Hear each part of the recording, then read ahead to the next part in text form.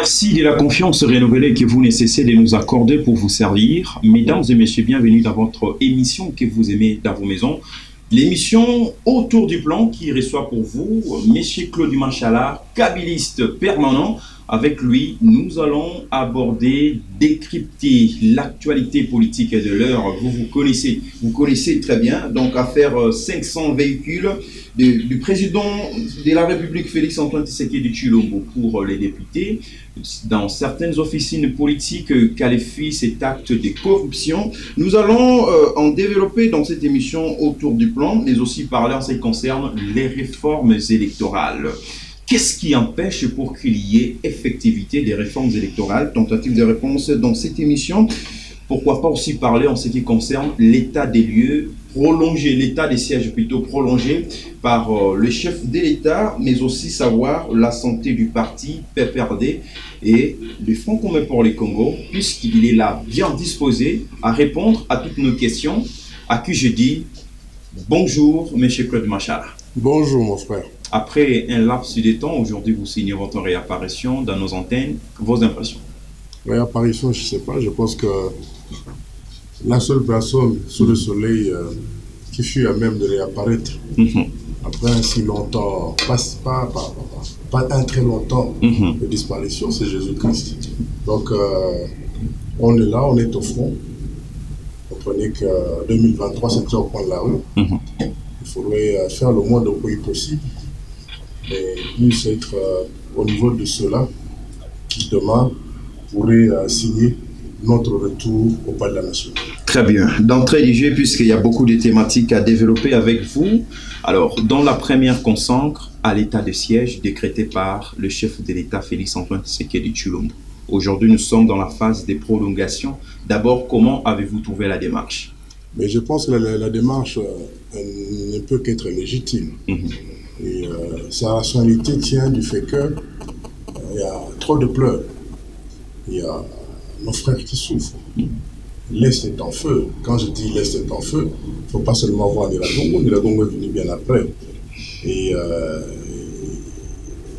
mais on continue à tuer, on continue à zigouiller, on continue à décapiter, on continue à violer. Donc en tant que magistrat suprême, garant du bon fonctionnement de tous, c'était que normal qu'il puisse solliciter ces démarches-là de manière légale pour arriver tant soit peu à élaguer ce phénomène d'insécurité, d'instabilité à l'est du pays. 15 jours, c'était trop peu. 30 jours, 45 jours, pour une situation qui a perduré pendant autant de temps. Je ne sais pas si ça sera assez. Et peut-être qu'après lui, celui qui sûrement viendra en 2024 va continuer de façon à ce que nos frères de l'Est puissent aussi rêver comme nous tous de cette émergence à l'horizon 2030 qu'attend prôné son prédécesseur, Joseph Kabila Kabange. En vous entendre parler, vous saluez la perspicacité légendaire du chef de l'État, Félix-Antoine Tshisekedi Tshilombo. Légendaire, ça je ne sais pas. Oui. Comment? Légendaire, je pense que le mot il est un peu trop osé. Bon, vous saluez la démarche entamée par le chef de l'État, mais certaines officines disent que pourquoi pas autant de Joseph Kabila Kabange, et cela n'a pas été le cas, vous n'avez pas pu prendre des solutions adéquates. Question de pallier à cette problématique de l'insécurité à l'est de la République démocratique du Congo. Est-ce que c'est une mauvaise foi de sa part ou comment? Je crois que la mauvaise foi, c'est dans le chef de ceux qui émettent pareille opinion. Je crois qu'il y a eu des opérations Sokola 1, Sokola 2, il y a Amani, il y a eu des activités de désarmement. Comprenez que l'Est, en fait, c'est un quiproquo, non pas seulement pour les Congolais, mais pour toute la sous-région. Il y a ceux qui trouvent leur bonheur dans ce qui s'y passe, pendant que nous, Congolais, nous passons des nuits blanches à éviter que nous soyons tous exterminés, et à penser à tous ces frères et sœurs qui peinent non seulement à fermer l'œil, mais qui peinent à croire même qu'ils seraient aussi congolais comme ceux-là qui habitent Kinshasa, Matadi, Kikwit ou Idiofa ou Chikapa, vous comprenez? Donc, dire qu'il y a eu de la mauvaise foi dans le chef du régime Kabila. Mais vous n'avez pas pu prendre ces genres d'initiatives de l'état de siège. L'état de siège a été pris plus d'une fois. Souvenez-vous qu'en son temps, un criminel comme Akenga, souvenez-vous comment il lui a s'échappé du haut de son QG qui était sur cette colline, la colline de Kilimanjaro? Non. Et ça va venir. C'est-à-dire qu'il y a eu toute une série d'actions. Ok. Mais il s'avère que les groupes armés, ils sont là. Et nous avons même appris de la bouche d'un haut cadre de notre pays qu'il y a même des collaborateurs à ces hauts cadres, des collègues à lui, qui étaient en connivence avec tous ces mouvements insurrectionnels et rebelles. Et j'ai pas... à ne pas citer son nom, c'est l'honorable Mbosso. Souvenez-vous, il eut une fois à exhiber une farde qui j'espère continuer à être devant lui sur son bureau. Il lui a demandé à certains de ses collègues d'arrêter de continuer de collaborer. De collaborer avec les groupes armés. Avec les groupes armés. Sinon, il sera contraint.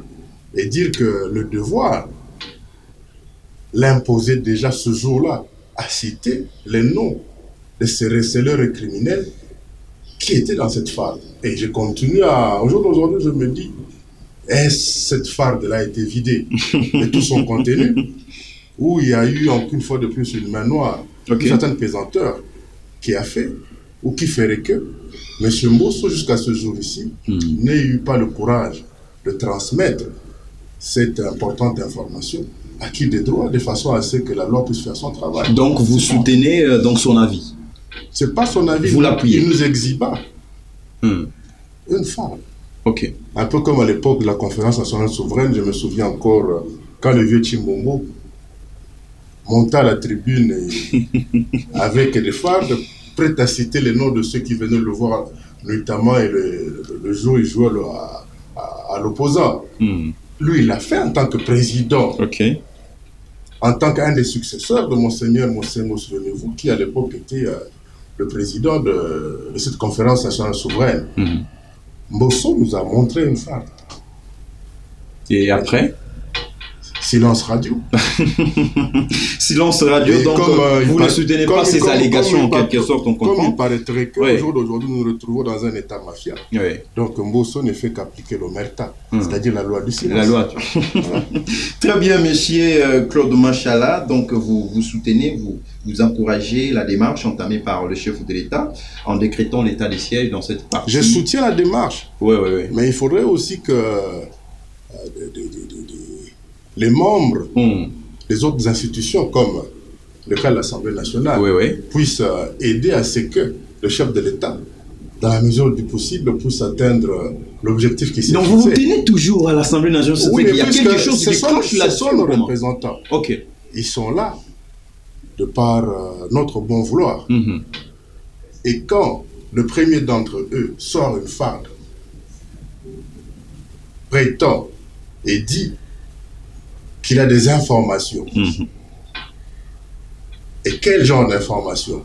Et puis après, silence radio. Et vous comprenez que nous nous posons des questions. Mais c'est aussi quelque chose qui ne peut pas faire 1 mois, 2 mois, 3 mois, puisque la guerre, elle est générationnelle, en quelque sorte. Ici, nous n'avons pas affaire à une guerre normale. Nous avons une situation tout à fait asymétrique. Avec un adversaire inconnu? Pas inconnu, parce que des fois, il est là parmi nous. Je crois que nous avons tous suivi notre fils, notre enfant, qui a eu à poser tout un tas de problèmes au chef de l'État. Je crois que c'était encore où là? À Goma, ou je ne sais pas. C'était à Goma. C'était à Goma. Et je crois qu'il a eu, par exemple, à dire qu'il y a de ses enfants qui jouent à l'espion, qui sont là, qui travaillent pour le compte de l'ennemi. Voilà. Donc la guerre n'est pas atypique. n'est pas atypique. Donc c'est c'est une situation qui implique l'effort d'un chacun. Ok. Et c'est là où ceux qui nous représentent à un certain niveau décisionnel, c'est-à-dire comme les députés, par le biais, par exemple, du premier d'entre eux, M. Mbosso avec sa fameuse femme, les informations, ces informations, sont où, M. Mbosso? Elles sont où, ces informations? Mais il a été l'un des vôtres, mais moi je ne comprends pas. C'est parce que vous êtes contre ces allégations. De notre comment? Il appartient à l'ancienne majorité présidentielle. Excusez-moi, vous devez savoir que le diable n'est pas venu de l'enfer. Le diable est venu du paradis. C'était un ange à côté du bon Dieu. Ok. Mais voilà. Mais vous venez du jour aujourd'hui avec des proverbes. Bon, peut-être que les téléspectateurs sont en train de comprendre. Donc, très bien, M. Claude Machala, donc, qui soutient la démarche du chef de l'État, laquelle démarche consiste à décréter, n'est-ce pas, à l'état de siège, question. C'est une situation tout à fait normale. De juguler l'insécurité. Sauf qu'il ne faudrait pas aussi qu'il y allait de manière un peu trop propagandiste. Voilà. Ok. Vouloir se servir de cela comme une sorte de tremplin pour penser, rêver, s'immiscer dans la sympathie populaire. Et ici, la difficulté, c'est à ce niveau-là. Plus on est dans la propagande, plus on oublie l'essentiel. L'essentiel est quoi? Le chef de l'État, ce n'est pas un magicien. À lui seul, il ne peut pas tout. Voilà qu'il a des collaborateurs. Ok. Et excusez-moi de revenir, dont certains détiennent des informations importantes. Très bien. Le cas de M. Mbosso. Très bien. Prenons les volets réformes électorales. Beaucoup n'en parlent presque pas, surtout les régimes actuels. Par contre, dans les régimes, ça, ce n'est pas pour vous entêter, hein? Non, loin de là. Ce n'est pas pour vous entêter. Autour de Joseph Kabila Kabange, l'on a vu, à 10 ans, à l'espace de 10 ans, toutes les conditions étaient déjà prises en compte, réunies. Mais pourquoi, dans ces régimes, on ne voit aucune réaction, aucun indice de la part de certaines autorités de pouvoir procéder aux réformes électorales? Parce qu'il y a quelque chose qui est vraiment sombre. Partagez-vous cet avis? Moi, je pense que le régime Kabila, c'était la passion du Congo. C'est la passion du Congo. Le Congo avant tout. Et au jour d'aujourd'hui, pour nous autres, ce régime ici nous sert un peu de baromètre. Pour que nous sachions jusqu'où nous sommes allés avec cette passion du Congo qui nous anime, qui nous habite, jusqu'où on serait allé pour atteindre tous ces objectifs, toutes ces promesses qu'on a eu à faire à notre population, ces objectifs qu'on s'était fixés pour améliorer selon notre plan d'action, ou selon nos plans d'action, améliorer tant soit peu les vécus quotidiens. Ce régime ici nous sert de baromètre et avec comme repère la réaction de l'opinion publique au jour d'aujourd'hui à son sujet. Vous parlez de réforme. Je crois que nous sommes en plein dans une sorte de politisation, non seulement de ces réformes, et même de l'institution appelée demain à organiser ces élections. Et souvenez-vous que cette institution avait déjà même à sa tête quelqu'un, et qui malheureusement jusqu'au jour d'aujourd'hui n'a toujours pas été reconnu par une ordonnance présidentielle, pour des raisons que nous autres continuons à ignorer, et dire que le souhait de tout le monde, c'était de voir à la tête de la CENI quelqu'un qui viendra de la société civile. Là, j'ai fait allusion à Ronsard Malonda. Nous avons tous suivi l'un des grands partis politiques de ce pays. Moi, je n'ai pas changé, la SENCO, revenir sur ces inquiétudes sur la politisation, non seulement de la CENI, sur le flou qui a tout autour de la volonté du régime actuel à vouloir respecter le délai constitutionnel quant à l'organisation des élections. Et je pense que nous sommes de ceux-là qui vont toujours dire que ata opakoli mafuta ngoma nzoto mobimba, ata opakoli vaseline, ata opakoli dongo kobanda soki ti linzaka, glissement na 2023 ekozala te, tokotia au zéro. Et Pourquoi nous le disons? Mais qu'est-ce que vous dites? S'il vous plaît, qu'il y aura pourquoi nous le disons? Mais vous venez de dire qu'il y a un flou. C'est vous qui avez parlé. Bien sûr que oui, il y a un flou, parce que la classe politique n'en parle presque pas. C'est que les gens oublient. Nous sommes devant tout. La personne du chef est sacrée. Et le président Fachi est à la base d'une jurisprudence historique. Souvenez-vous qu'à l'époque où il était l'un des plus farouches opposants à Joseph Kabila Kabange, il lui a fait une déclaration. À l'époque, il était encore président, je crois, de l'UDPS, devant ses tifosi et autres hooligans. Il lui a déclaré que ce qui élection est Joseph Kabila paie à cause de la paix. Donc c'est une jurisprudence. Mais Joseph Kabila a fait combien de mandats? Fait 2 mandats. Avec combien et avec une seule transition? Avec combien de transitions? Non, écoutez, et à chaque fois. La totalité d'années, il a fait combien? À chaque fois que... S'il vous plaît. Oui, allez-y rapidement, puisque vous allez couper les fils de ma question. Vous aussi, vous cherchez un peu à me perdre. Je voulais juste vous dire ceci. Joseph Kabila, à chaque fois qu'il se retrouvait dans la difficulté constitutionnelle de continuer à poser des actes légaux, il a toujours recouru au compromis. Et ce compromis n'est pas interdit. La recherche du compromis n'est pas interdite par la loi fondamentale.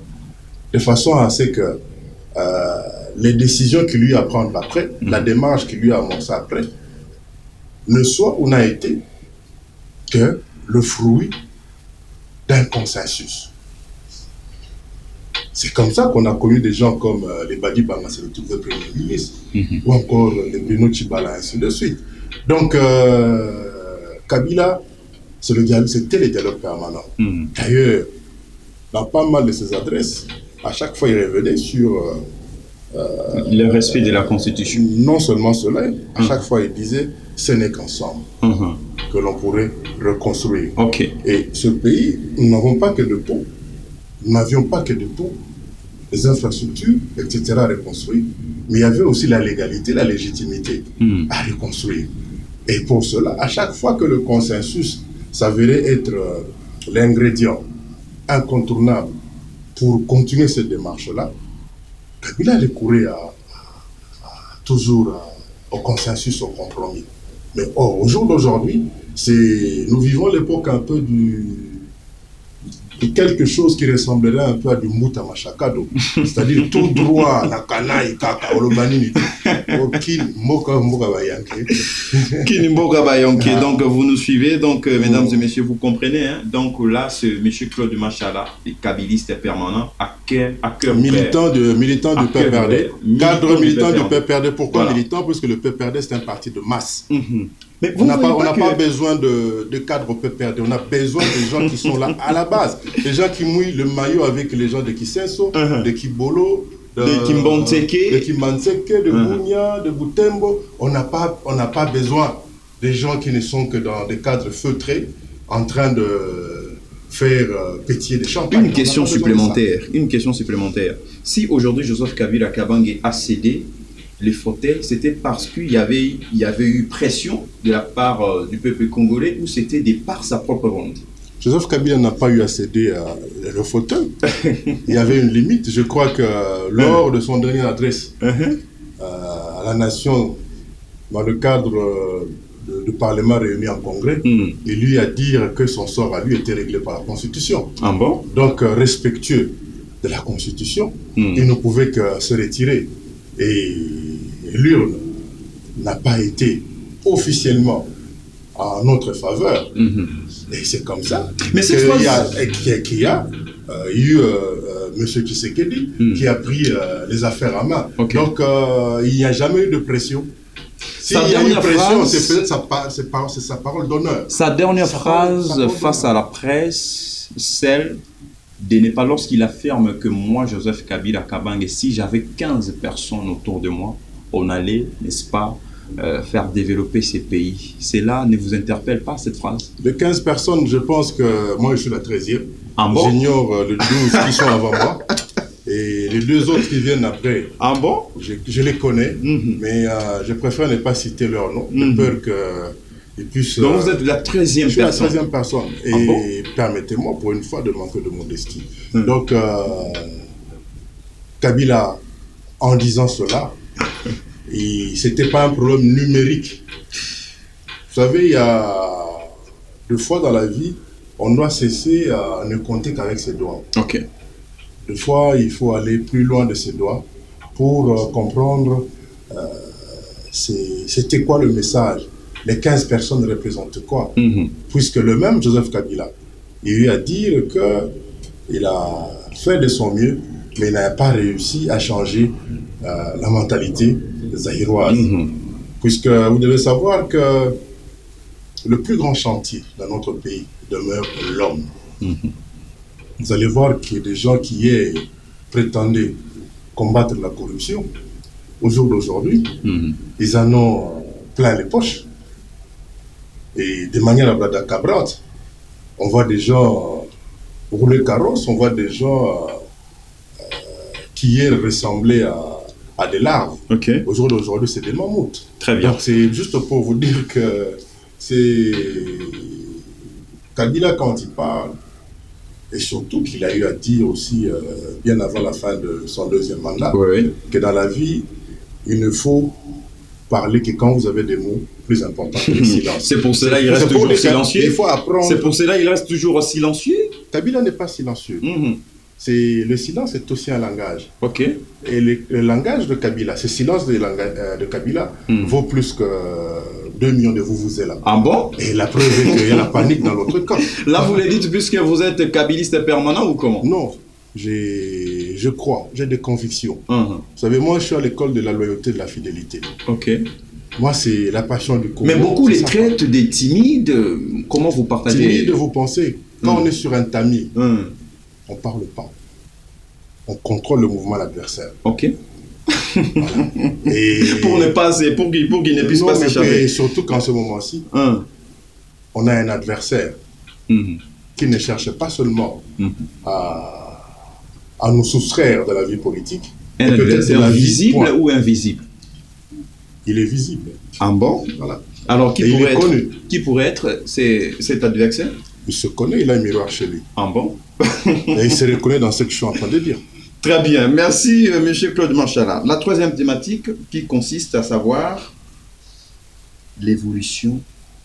D'abord parlons de ce qui concerne ces sujets qui fâchent l'opinion congolaise, à faire 500 véhicules de Félix Tshisekedi pour les députés. C'est un acte de corruption ou c'est un acte d'encouragement de la part du chef de l'État? Je pense que vis-à-vis des députés, je crois que lors de la promulgation de la loi de finances, c'est-à-dire du budget, il y a une dotation bien précise qui est allouée au chef de l'État. Et je ne pense pas que cette dotation puisse servir au chef de l'État pour se permettre n'importe quelle sorte de largesse. Okay. Et nous apprenons qu'au jour d'aujourd'hui, nous avons une sorte de grand policier, grand berger allemand, grand bulldog, et qui siégerait à la tête de l'inspectorat général de finances. Moi, je me retiens jusque-là pour émettre concrètement un point de vue sur cette histoire de 500 jeeps, pour la simple raison que M. Alinguetti, Jules Alinguetti, qui est le directeur général de l'inspection générale des finances, doit nous dire les fameuses 500 jeeps.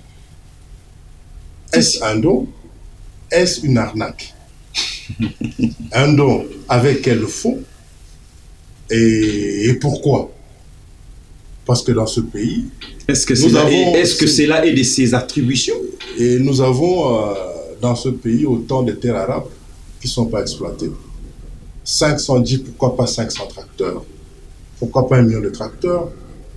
500 jeeps dans une ville où les gens ont des problèmes de transport. 500 jeeps dans un pays où les policiers ont difficile à avoir des bottes à leurs pieds. 500 jeeps alors que la pandémie du corona bat son plein.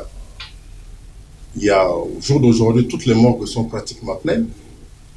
Pourquoi pas construire d'autres morgues? Pourquoi pas renflouer nos hôpitaux, notre système de santé avec autant de doses de vaccins anti-Covid, 500 jeeps. Moi, je le dis, peut-être c'est 500 esprits de vie New Look. Et notre population ne pourra que s'en servir pour contourner cette difficulté de transport. 500 jeeps. Donc, et dire que quand vous allez au Kasaï central, vous faites la route Kananga-Bunkonde, jusque là à Dibaya, dans le territoire de mes parents, les enfants étudient sous des arbres. Et les enseignants n'ont pas de salaire, ils sont payés en nature, sur le dos de pauvres paysans. 500 jeeps. Allez au Kankokolo, il y a des gens qui vivent dans des conditions infrahumaines. 500 jeeps. Regardez la santé des enseignants, de ceux-là qui ont fait, qui font que ce pays puisse avoir une élite pouvant l'amener vers une quelconque émergence. 500 jeeps, ça va rouler. Dans cette ville ici, les gros villages ici, où il n'y a presque pas de route, lorsque vous interpellez, même dans ce que nous appelons tunnel, lorsque 500 jeeps. Lorsque vous interpellez les directeurs généraux des je crois que monsieur Jules Alinguete, c'est au nom de la justice ou comment? Est-ce que cela est dans ses attributions? Mais bien sûr que oui. Il s'agit de l'argent du contribuable. Explication? Mais c'est l'argent du contribuable. C'est le fruit des impôts, les taxes qui sont payées. Mais cela est justifié quand même dans les trésors publics. Moi, j'accepterais que ça soit à des crédits véhicules. Puisque c'est de l'argent qu'on va prélever à terme sur les émoluments de chacun des députés. Et les du patron, Joseph Kabila, à son temps, les a offertes aussi aux députés? On n'a jamais offert, c'était des crédits. Poser la question à tout celui qui est passé par les palais du peuple.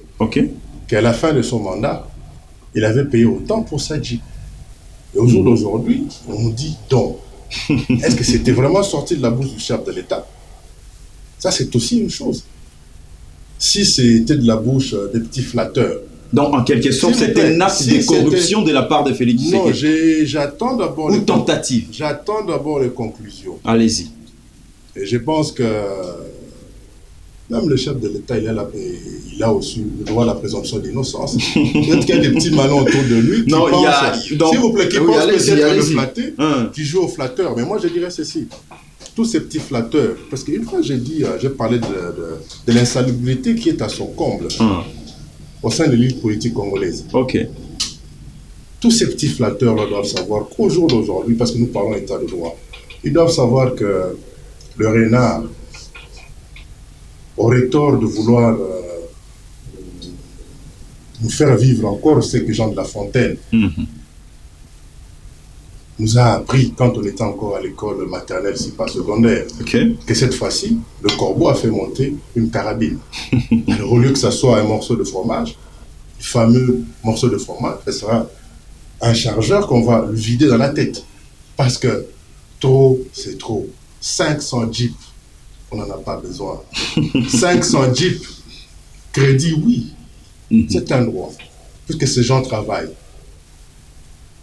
Jusque vous n'avez pas encore répondu à ma question de tout à l'heure jusque-là. Donc vous n'avez pas encore répondu. C'est un acte de corruption ou tentative de corruption? Ça ressemble fort bien à un acte de corruption. Ah bon? Mais je préfère ne pas le confirmer ou l'infirmer maintenant, tant que le fameux Alingueti... D'abord, l'IGF doit faire son travail. Tant que le fameux Alingueti, qui ne cesse de prendre du poids, non seulement physiquement, mais même dans l'opinion publique, nous a dit... C'est quoi? Est-ce un don? Est-ce un crédit? Est-ce une arnaque?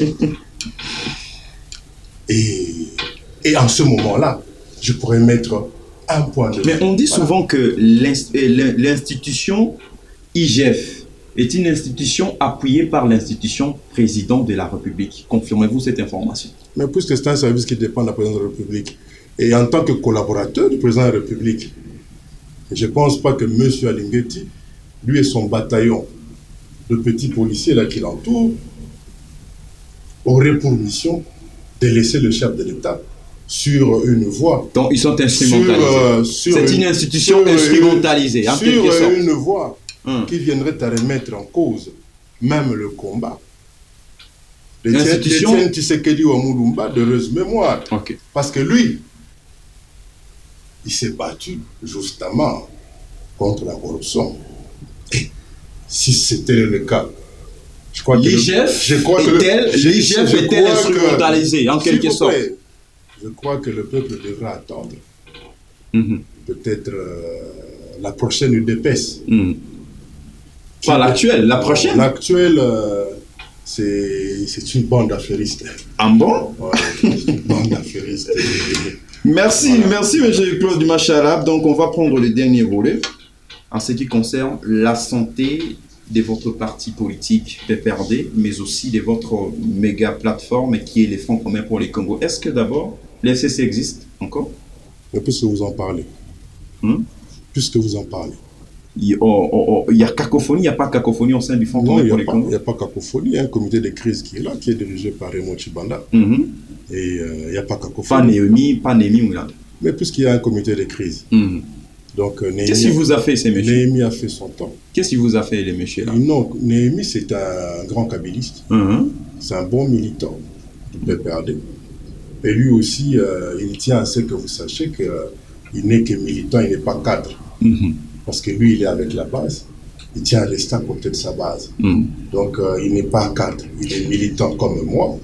Donc, il n'a rien fait de gauche. Sauf que dans la vie, la chose qui soit éternelle, c'est le changement. Donc ici, on ne peut pas parler. Allez-y, allez-y. Et il lui avait été confié une mission. C'était que nous gardions la magistrature suprême. Je crois que tout le monde a vu, tout le monde a suivi. Nous ne sommes plus près de la nation. Ce n'était que normal qu'après cela, qu'il y ait tout ce qu'il y a eu. Parce que n'oubliez pas que beaucoup étaient à côté de Kabila, non pas par conviction. Beaucoup étaient devenus kabilistes. Par quoi? Beaucoup étaient FCC. Par passion? Quand vous parlez par intérêt ou conviction? Arrêtez de confondre, de mettre un fou dans les têtes de ceux qui nous suivent. Suivez ce que je vous dis. Allez-y, voilà. je ne fais que ajouter ma question supplémentaire. Vous risquez de vous répéter. Question d'avoir aussi une bonne réponse de votre part. J'ai peur que vous faites trop de bruit au lieu de me laisser parler. Non, allez-y, vous êtes très libre là. J'ai l'impression que vous faites trop de bruit pendant que je parle. Allez-y. Alors, je voulais juste dire ceci. Beaucoup sont venus autour de Kabila. Ce n'était pas par conviction, par intérêt. Son nom se serait retrouvé sur une ordonnance présidentielle, sur un décret quelconque. Kabila, c'était le bon Dieu. Et quand M. était lagué de la prochaine ordonnance, Kabila, c'est le petit démon. Et surtout quand Kabila n'est plus à même de nommer, de signer un quelconque document. Pire encore, adieu l'époque Kabila. Mais Kabila a ses hommes. Et je crois que vous avez sur ce plateau l'un d'eux. Moi, je suis... Kabiliste permanent.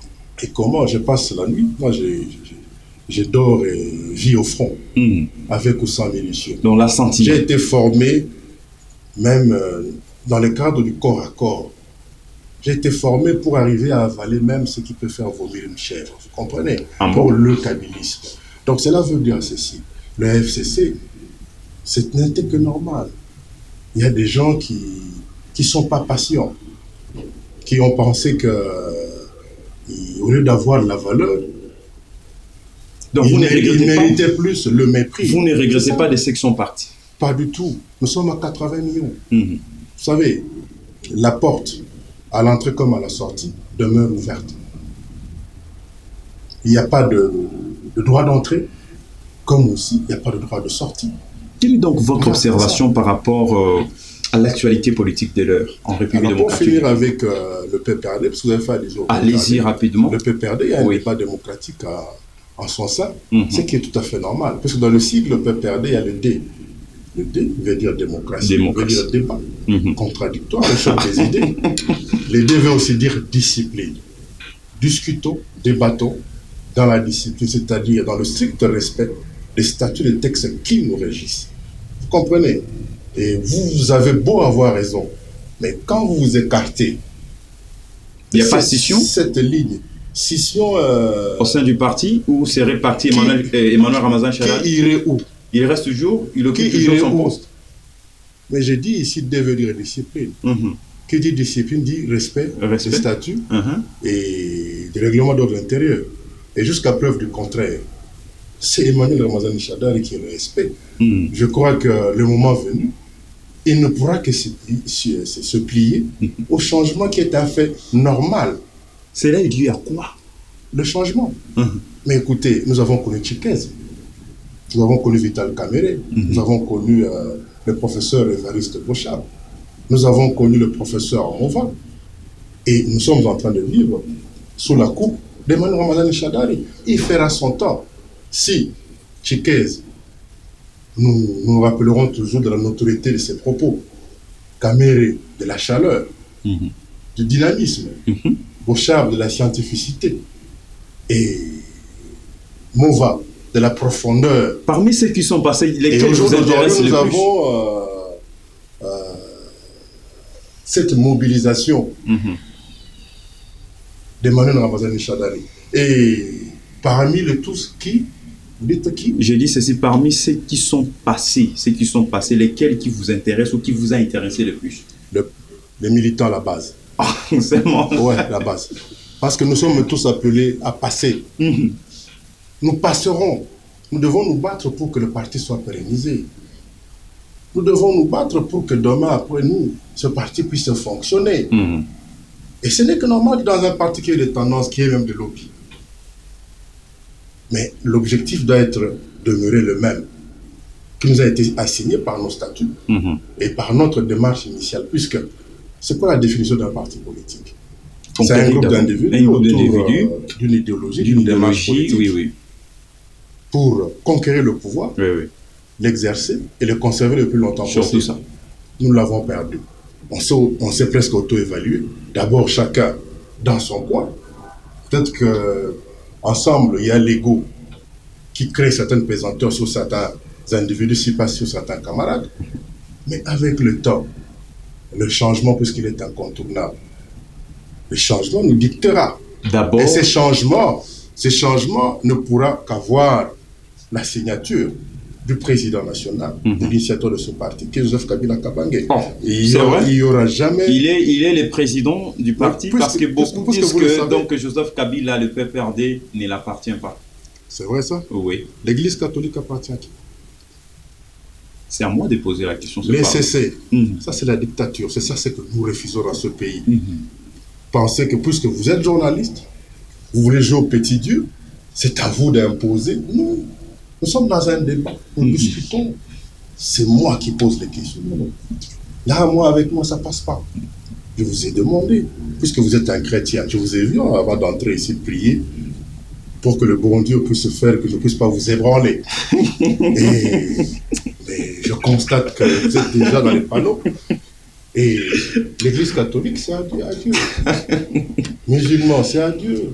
Même l'Église de Moukouna appartient à Dieu. Très bien. Donc c'est pour vous dire que Dieu n'a pas besoin d'être là au premier banc pour que vous sachiez que telle ou telle autre Église lui appartiendrait.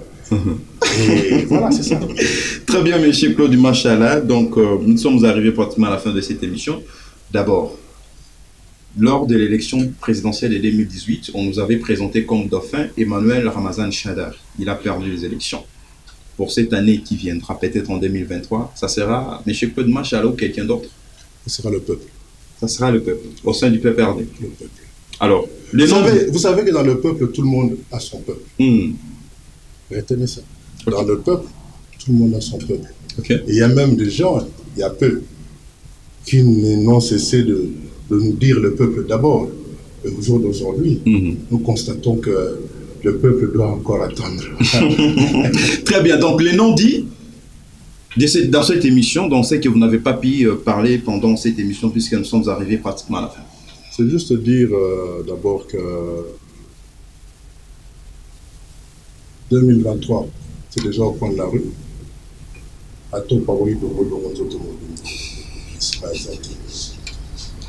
Et le non-dit, c'est de dire que le PPRD reste à un seul. Dans le D, il y a non seulement la démocratie, la discussion, le débat, mais il y a surtout la discipline. Le D, dans notre cycle. Les non-dits, allez tous vous faire vacciner. Le corona, il est là. Je l'ai expérimenté. Autant avoir cette aiguille-là dans son avant-bras qu'avoir un respirateur sur le nez. Mes frères, toutes les morgues sont pleines. Peut-être que les autorités sanitaires ne veulent pas vous dire toute la vérité. Protégez-vous, protégeons les autres.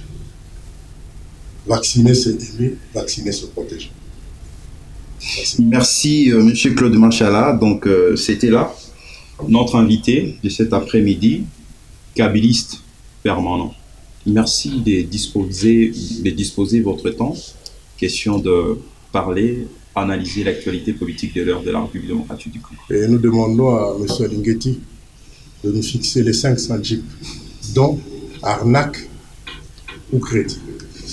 Très bien, merci. Donc ça, c'est une question, je ne sais pas moi, une question ouverte posée par M. Claude Manchala, ce qui concerne l'affaire 500 véhicules du président de la République aux députés, pour les députés nationaux, un acte de corruption ou tentative. Donc il en a répondu à toutes ces questions. Mesdames et messieurs, merci de l'avoir suivi. Donc le rendez-vous est bel et bien pris pour la semaine prochaine. D'ici là, portez-vous bien. Au revoir.